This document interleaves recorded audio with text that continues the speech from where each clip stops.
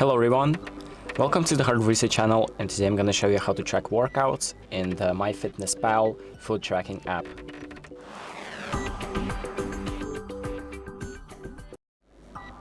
So the first thing that we're going to do is go to the MyFitnessPal app, go to dashboard, you can find it in the bottom left of your screen, then scroll down to workouts.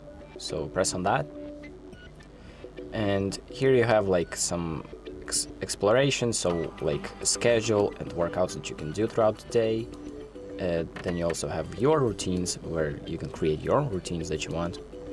So you can press like build a routine, add like your first exercise, then press add exercise, add a second, and with each like day or with each time of day, and just have your own routine. But you can also do like this exploration tab and select your own. So for example, just 6-minute dynamic warm-up. You can press try routine for free, and unfortunately these routines are locked behind the premium feature, so you're gonna have to have premium for this, but I think it's worth it if you're trying to work on yourself. And that's pretty much it.